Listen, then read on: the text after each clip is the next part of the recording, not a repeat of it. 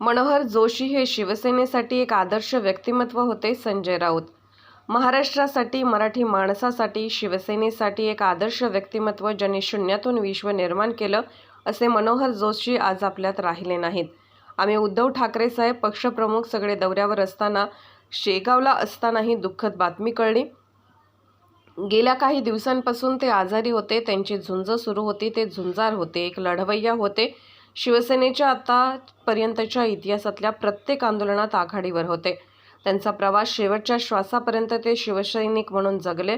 त्यांनी शिवसेनेच्या माध्यमातून या नगरसेवक पदापासून देशातली सर्व संसदीय पदावर त्यांनी काम केले. मुंबईचे महापौर, आमदार, विधानसभेतले विरोधी पक्षनेते, मग ते राज्याचे मुख्यमंत्री झाले, लोकसभेत गेले, लोकसभेत केंद्रीय मंत्री झाले, लोकसभेचे अध्यक्ष झाले. हा प्रवास आहे. मनोहर जोशी यांच्या निधनामुळे आजचा दौरा हा रद्द करून मुंबईकडे जाणार असल्याची माहिती संजय राऊत यांनी दिली आहे. प्रेमानं पंत म्हणायचे. शून्यातून विश्व निर्माण करणारा, महाराष्ट्रासाठी, मराठी माणसासाठी, शिवसेनेसाठी एक आदर्श असं व्यक्तिमत्व, जो मगाशी म्हणालो की शून्यातून त्याने विश्व निर्माण केलं, असे मनोहर जोशी आज आमच्यात राहिले नाहीत.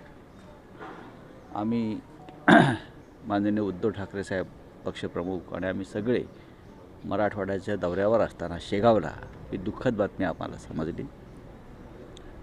गेले काही दिवस ते आजारी होते.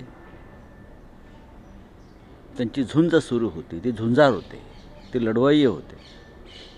शिवसेनेच्या आतापर्यंतच्या इतिहासातल्या प्रत्येक आंदोलनात ते आघाडीवर होते.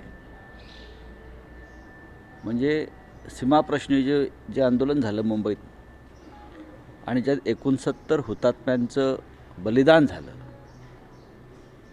त्यावेळेला माननीय शिवसेना प्रमुख बाळासाहेब ठाकरे यांना अटक झाली, तेव्हा त्यांच्यासोबत मनोहर जोशी होते. असा हा त्यांचा प्रवास. शेवटच्या श्वासापर्यंत ते शिवसैनिक म्हणून जगले. त्यांनी शिवसेनेच्या माध्यमातून या देशातली सर्व संसदीय पदांवर त्यांनी काम केलं. म्हणजे नगरसेवक पदापासून नगरसेवक, मुंबईचे महापौर, आमदार, विधान परिषद आणि विधानसभा, विरोधी पक्षनेते विधानसभेतले, मग ते राज्याचे मुख्यमंत्री झाले, लोकसभेत गेले, लोकसभेत केंद्रीय मंत्री झाले, लोकसभेचे अध्यक्ष झाले. हा त्यांचा जो प्रवास आहे हा शिवसेनेच्या माध्यमातून झाला आणि ते सदैव शिवसेनेचे ऋणी राहिले. बाळासाहेब ठाकरे यांचे ते अत्यंत विश्वासू सहकारी होते. आमच्या सगळ्यांसाठी ते आदर्श होते. सदैव उत्तम वक्ते, उत्तम अभ्यासक, उत्तम वाचन आणि कडवट मराठी अभिमानी आणि यशस्वी उद्योजक. मराठी माणसानं उद्योग व्यवसाय कसा करावा त्यांच्याकडून शिकावं, असे आमच्या सगळ्यांचे लाडके मनोहर जोशी आज आमच्यात नाही आहेत. उद्धवजी आणि आम्ही जरी दौऱ्यावर असलो तरी हा दौरा थांबवून आम्ही आता मुंबईकडे प्रयाण करतो आहोत. आज फक्त मराठी माणूस किंवा महाराष्ट्र नाही तर संपूर्ण देशातून त्यांना श्रद्धांजली वाहिली जाते. कारण लोकसभेचे अध्यक्ष म्हणून त्यांनी केलेलं काम हे आदर्श काम होतं. ते हाडाचे शिक्षक होते.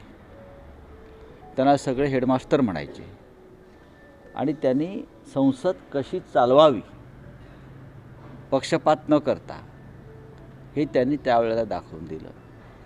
मी एक शिवसैनिक म्हणून नेहमी त्यांचा आदर केला.